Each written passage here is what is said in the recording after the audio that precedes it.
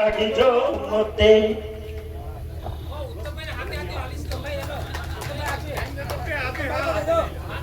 जोहार, धन्यवाद।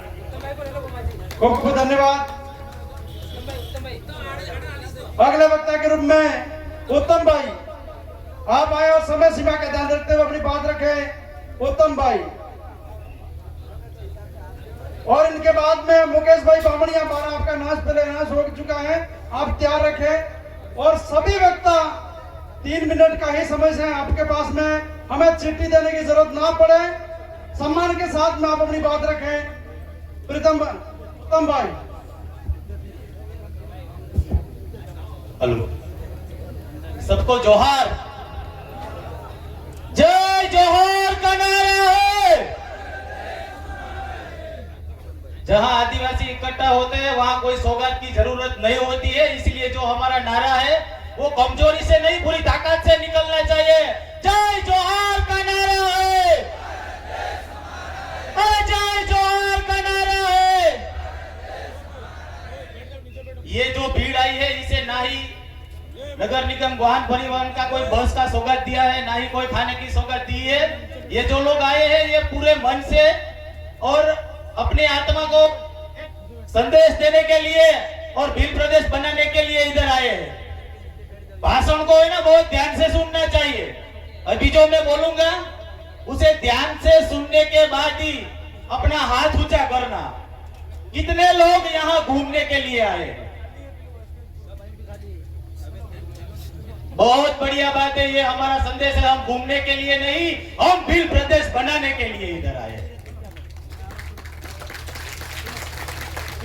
बहुत बढ़िया बात है। यहां से जो भी बोला जाता है ना उसे ध्यान से सुनना चाहिए।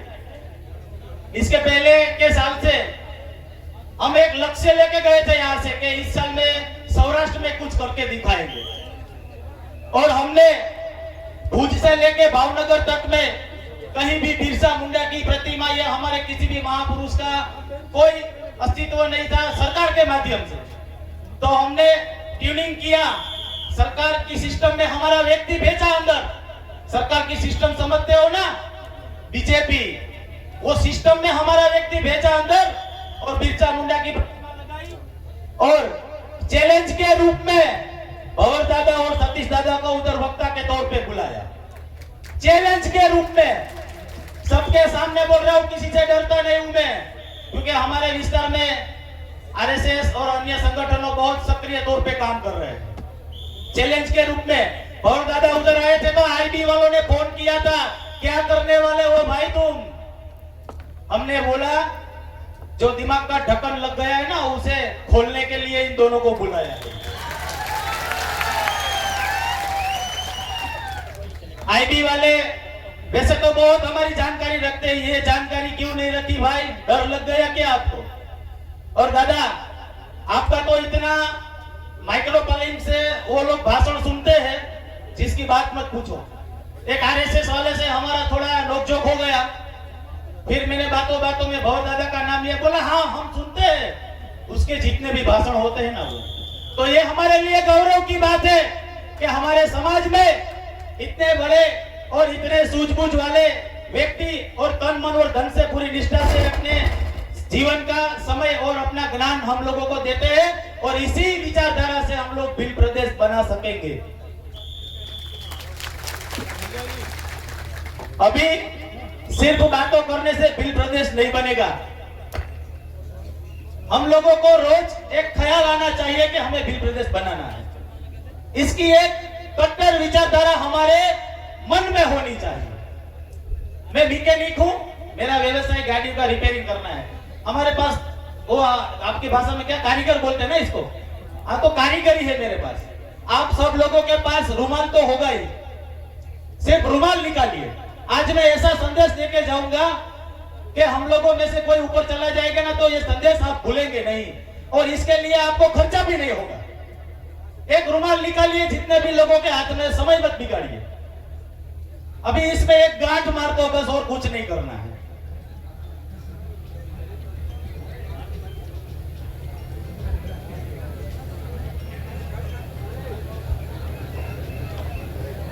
ये गांठ मारी है अभी हम जब घर पे जाएंगे तो ये ऐसी जगह पे रखेंगे जब घर में जाते समय भी हमको दिखे और घर से बाहर निकले तब भी हमको दिखे, ताकि ये याद रहे कि ये भील प्रदेश बनाने के लिए गांठ मारी थी।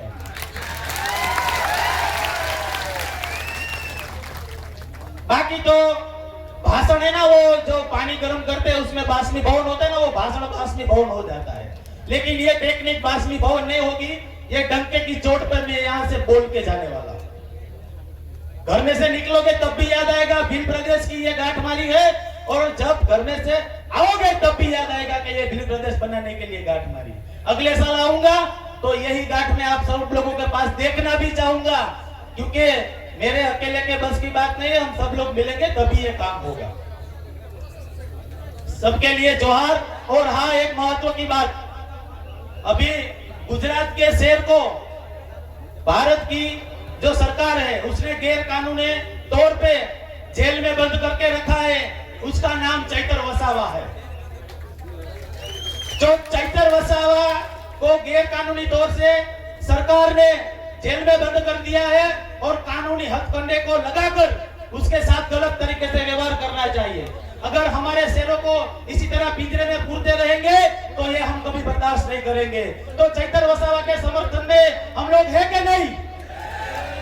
चैतर वसावा के समर्थन में हम लोग हैं कि नहीं? मुझसे जो बनेगा वो मैं करूंगा, लेकिन आप लोगों को भी जो भी बनता है वो करना चाहिए। चाहे गुजरात राज्य का नेता हो, राजस्थान का, एमपी का या मध्य प्रदेश का, जब भी ऐसा प्रॉब्लम आए तब अलग राज्य में से वहां पे रोड है ना वो बंद होने चाहिए और दूसरे राज्य की सरकार को मालूम होना चाहिए कि ये बच्चा नहीं है, बाप है। जोहार, जय आदिवासी। के साथ में है, आपके साथ में नहीं है। बहुत मुद्दे की बात है। हम किसी सरकार या किसी पक्ष को समर्थन नहीं करते, हम हमारे व्यक्ति को समर्थन करते हैं। जैसे ही राजकुमार राउत और चैतर वसावा जो समाज के युवा लीडर है उसको समर्थन करते हैं, किसी पक्ष के समर्थन में नहीं है। हम सिर्फ बाप वाले हैं, आप वाले नहीं। और बाप वाले इसीलिए है कि वो हमारे खुद का व्यक्ति है और हमारे खुद का बना हुआ संगठन है। इसलिए बहुत के दूसरे लोगों के संगठन ने तो बहुत काम किया, लेकिन अब हमारे खुद की व्यवस्था हम खुद ही करेंगे।